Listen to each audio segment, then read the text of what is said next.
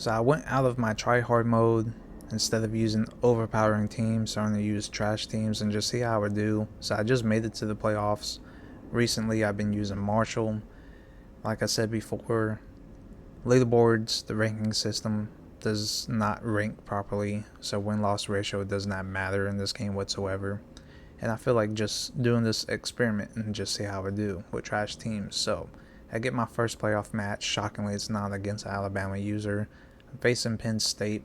He gets ball first, and this is his first possession drive. Now, wasn't too crazy, nothing too crazy. He was trying to establish the run, and I was fine with that. As long as my players did not give up big yardage, I was fine. He eventually got downfield to a 4th and 1 play. I knew he was going to run the ball, so I just went to a simple cover 3 in trips, and I blitzed my right cornerback, and he played as well. So I was able to get the stuff, and I end up getting this stuff for pretty much nothing because I have to drive downfield, right? So I get a couple big plays, and then this play alone while I was running the ball, my running back, this is how soft Marshall players are. So just that simple run made him severe injury for wear and tear. So all the formations I end up using, I had to sub my second string running back in.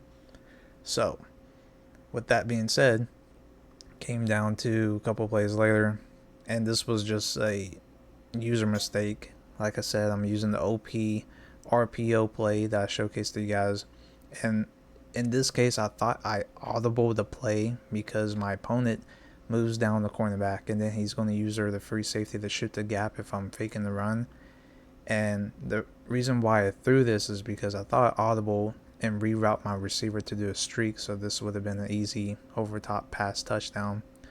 But I was still stuck in the RPO play because I done the no huddle, and pretty much I threw a pick six. So, like I said, the only way to stop this RPO play is user mistake, and this was that user mistake. So I had to try to get back downfield right before halftime because he chewed a lot of time in the first possession, and I end up getting downfield with ease, end up scoring. So second half I get ball first, right? So it was kind of devastating that I had to tie up the game that way.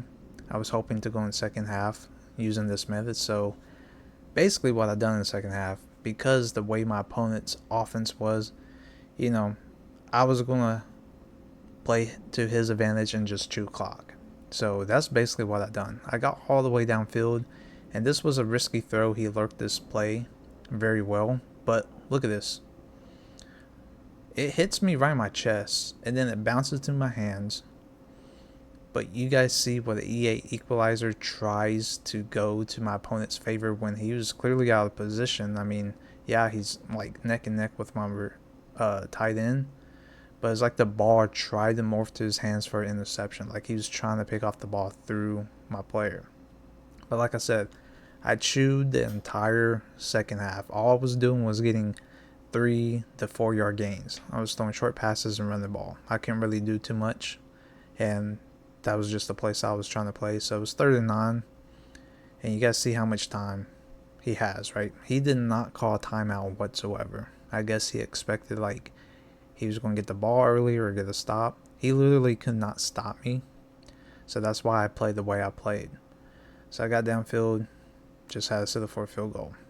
My main method was just trying to get to the 50-yard line by the fourth quarter, and then by then I knew if I can just chew clock, it was easy game, and that's what it came out to be. I didn't have to do nothing special because his initial offense showed me how he plays. So when people play like that, I know for a fact they have nothing to go to get downfield easily when they struggle.